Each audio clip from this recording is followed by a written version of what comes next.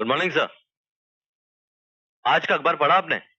कल रात बैंडस्टैंड इलाके में किसी लड़की की इज्जत बचाते हुए एक अनजान आदमी ने 2 बदमाशों का खून कर दिया। ताज्जुब की बात तो यह है सर कि उस लड़की ने उस अनजान आदमी के बारे में पुलिस को बताने से साफ इनकार कर दिया। हो सकता है उस मजलूम लड़की को पुलिस से ज्यादा उस अनजान इंसान पर विश्वास हो गया हो। मगर सर, कौन हो सकता है वो? मैं उस आदमी को जानता हूँ। आप? कौन है वो? वो अनजान आदमी मैं खुद हूँ। ये रहा सबूत।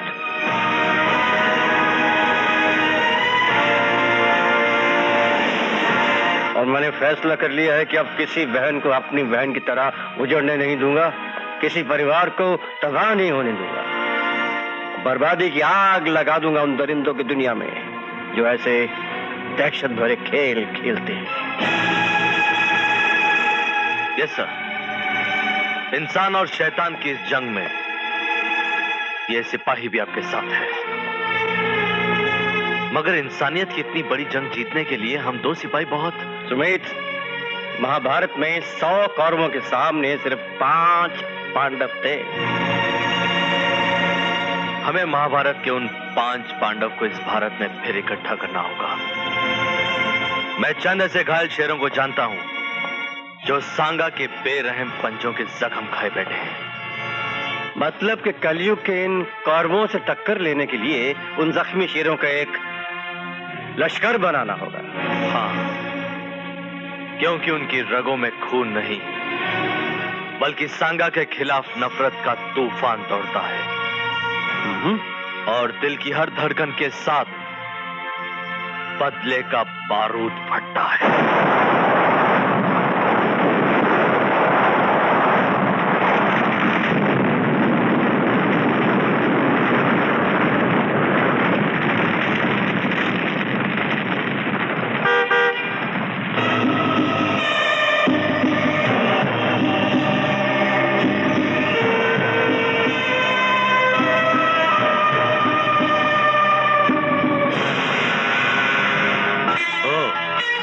इंस्पेक्टर साहब,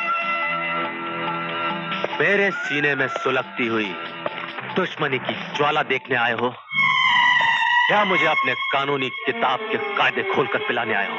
नहीं अमर, दरअसल बात यह है कि मेरी बर्बादी पर तुम और तुम्हारा कानून बहुत शर्मिंदा है। तुम्हारी गोली तो सांगा पर नहीं चल सकी, लेकिन मेरा बारूद उस पर जरूर फटेगा। इंस्पेक्टर अमर, अब मैं इंस्पेक्टर नहीं रहा, इस्तीफा दे चुका हूं क्योंकि मुझे इंसाफ नहीं दिला सके, है ना? मगर अब इंसाफ होगा। हर मजलूम के साथ इंसाफ होगा। ये प्रोफेसर आनंद है। जो तुम्हारा मकसद है वही हमारा मकसद है, यानी कि सांगा की बर्बादी। मगर इस तरह नहीं, तुम्हें अपने इस बारूद का, अपने निशाने का सही इस्तेमाल करना होगा। आखिर कब तक इस वीराने में अपने घर को बर्बाद करते रहो? नहीं, ये घर नहीं, ये मेरे जिस्म का सबसे गहरा जख्म है। ये उजड़ा हुआ मकान जो इस वक्त एक खंडर नजर आता है, कभी मेरा स्वर्ग था। पिताजी हुकूमत के लिए बारूद बनाते थे। सांगा ने पिताजी से बारूद और बम मांगे और उनके इनकार कर देने पर उस हरामजादे सांगा ने मेरे स्वर्ग को मेरे खानदान की समाधि बना डाली।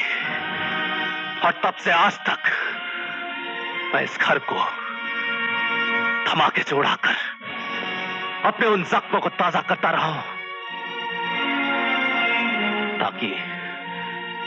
ताकि उस हरामजादे सांगा को मैं कभी भूल न सकूं। तो क्या उस शैतान की बर्बादी में तुम हमारे साथी बन सकोगे?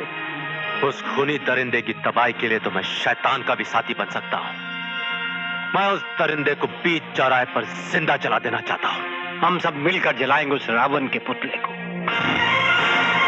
हमारे लश्कर का अगला साथी होगा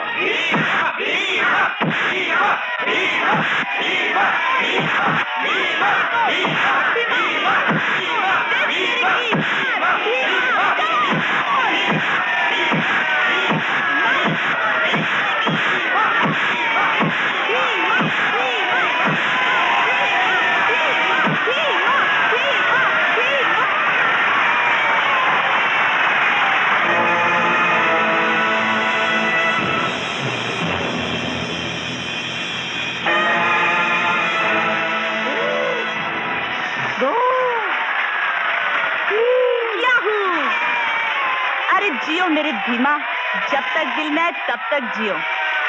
अबे ओ शाने, माल निकाल, चल माल निकाल, जल्दी कर।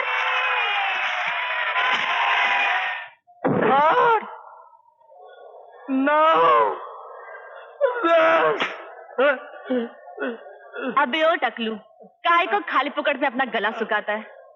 तू 10 क्या 100 भी गिनेगा ना, फिर भी वो नहीं उठने वाला, समझा क्या? क्योंकि भीमा का फटका यानी इलेक्ट्रिक का झटका। बीड़ू, आज तो अपन ने खूब माल कमाई यार। है कोई माई का लाल जो मेरे भीमा से टक्कर ले सके? मैं आ गया, मैं आ गया, मैं आ गया। अबे जा जाओ मच्छर पहलवान, मेरा भीमा फूंक मारेगा तो उड़ जाएगा। अरे भाई थोड़ी लड़ूंगा, मेरा उस्ताद लोखंड सिंह लड़ेगा। उस्ताद लोखंड सिंह आजा।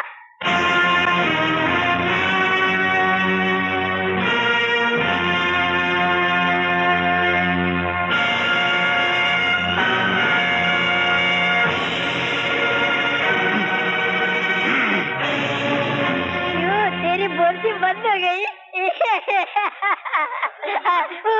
उस्ताद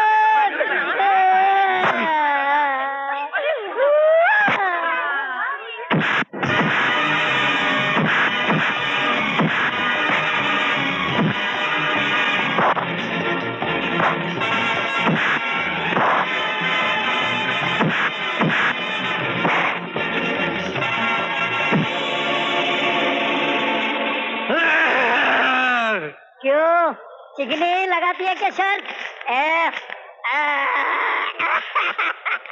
लग गई।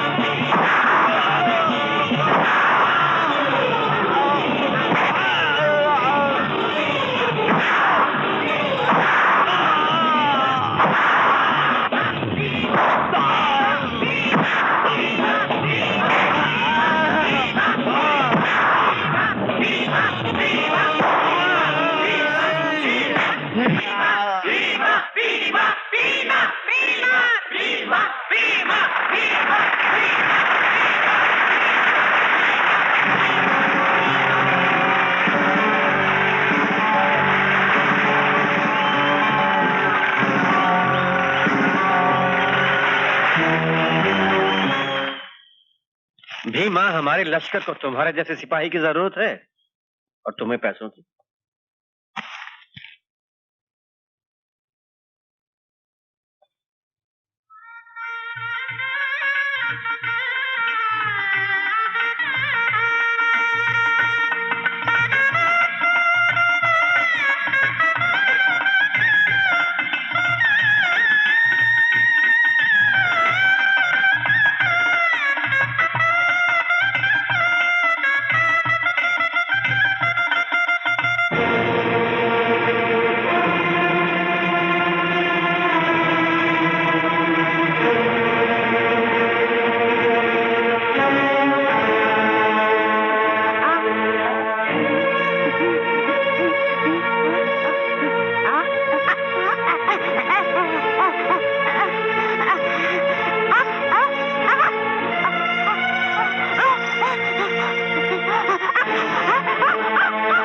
रेखा, क्या हुआ रेखा?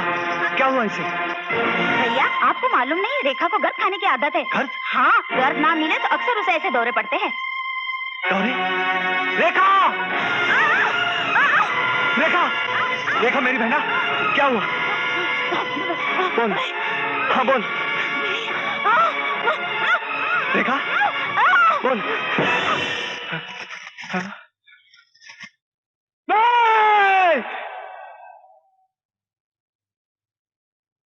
मैं ये रुपए नहीं लूंगा साहब। नशे के व्यापारियों ने जो आग मेरी जिंदगी में लगाई है, मैं उन्हें उसी आग में जला दूंगा। तो फिर मिलाओ हाथ।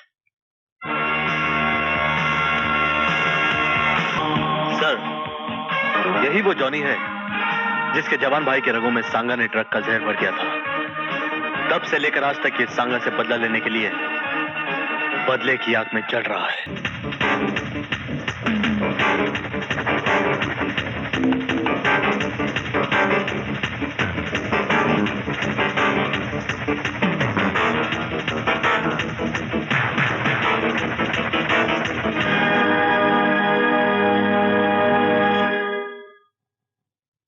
ये बारूद, हथियारों और ड्रग्स से भरा हुआ वो गोदाम है जिसके जरिए सांगा हमारे देश को बर्बाद कर रहा है।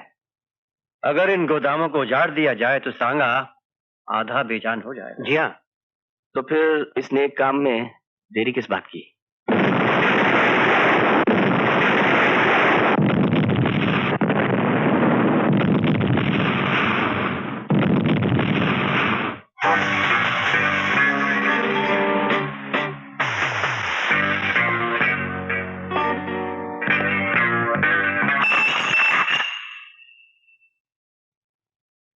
सांगा की तरफ ये कौन सी कयामत पड़ रही है?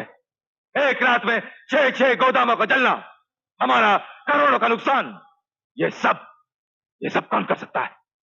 पुलिस नहीं, कोई दुश्मन पार्टी नहीं, किसी की इतनी जुर्रत नहीं। लेकिन गोदामों में आग तो लगी है, माल भी जला है। मतलब जरूर कोई दुश्मन है जो सांगा की तबाही अपने हाथों में लेकर निकल पड़ा है। किसके है वो हाथ? ढोंडो पानी आने लौकर चल। लगा, ये काला कुत्ता भौंकने लगा। उठाता हूँ, 1 मिनट ठहर। साला ड्यूटी पे हाजिर नहीं हो गया तो टेलीफोन बजने लगा। Jogiwada police station. मैं कमिश्नर ऑफ पुलिस बोल रहा हूँ। मैं इंस्पेक्टर मोरे बोल रहा हूँ। Good morning sir, good morning. What good morning? तुम्हारे इलाके में गुंडों ने तूफान मचा रखा है। लोग हम पर कीचड़ उछाल रहे हैं, कहते हैं कानून अंधा, बहरा और गूंगा हो चुका है। पता लगाओ कौन है वो लोग? नहीं, हमें मालूम नहीं सर। वो आंधी की तरह आते हैं और तूफान की तरह चले जाते हैं और उनको पकड़ने के लिए कुछ क्लू तो चाहिए ना सर। अब मैं कुछ सुनना नहीं चाहता। किसी भी तरह उन मुजरिमों तक पहुंचो, सबूत मिले या ना मिले गिरफ्तार कर लो उन्हें। नहीं, हम गिरफ्तार तो कर लेते हैं, लेकिन अब मी नहीं त्यातलीन कड़ीला वातली बेगड है। कर लेते, गिरफ्तार कर लेते, उसमें क्या है? देखा बापूजी, देखा तुम्हारे पीछे क्या हो रहा है? किसको गिरफ्तार करना है सर? तुमको नहीं मालूम? नहीं मालूम ना? हमको भी नहीं मालूम। जी। अरे शहर में कुछ नए गुंडा लोगों ने तूफान मचा रखा है। औरतों की इज्जत और बच्चों की जिंदगी की कोई गारंटी नहीं रही है। रोजाना पेपर में छप रहा है कि ये लोग मंदिर, मस्जिद, चर्च, गुरुद्वारे, इन पर बम फेंक कर उनको उड़ा रहे हैं। नहीं सर, आपको गलत फहमी हुई है। वो लोग तो ड्रग्स, चरस, गांजा, अफीम और दारू के अड्डों को उड़ा रहे हैं। और आप ये क्या कह रहे हैं? ये हम नहीं कह रहे, ये बड़ा साहब कह रहा है। अभी जो टेलीफोन पे ऑर्डर आया ना, वो ऑर्डर बोल रहा है, ऑर्डर। मगर ये क्या, ये जो अच्छा काम हो रहा है उसे बंद कर दें क्या? नहीं हेमंत गुप्ते साहब, बंद नहीं करने का। ये काम बंद करने की हम कोशिश कर रहे हैं, ऐसा बड़ा साहब को दिखाने का। क्योंकि ये काम अपुन का है क्या नहीं? है ना? Yes sir. और अपुन को तो कानून ने या चुड़िया पहना कर बिठा दिया है। लेकिन सर, ये ऐसा कैसा कानून है? चुप! Sorry sir. यही कानून है, और कानून के सामने ज्यादा मुंह चलाएगा ना तो मिनिस्टर लोग तुम्हारा गर्दन उड़ा देगा। समझा?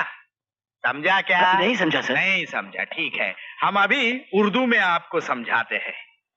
अदालत से मुजरिम बाइज्जत छूट जाता है, अदालत से मुजरिम बाइज्जत छूट जाता है, बेगुनाह सूली पर लटक जाता है।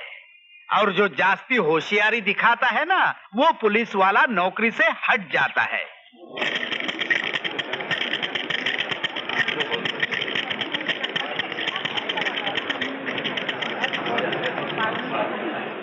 ये भारत नगर की बस्ती है। यहाँ के लोग सीधे साधे और भोले भाले लोग हैं। रोज कमाते हैं, रोज खाते हैं, लेकिन भरपेट नहीं, क्योंकि इनकी आधी कमाई इस मटके के अड्डे में चली जाती है।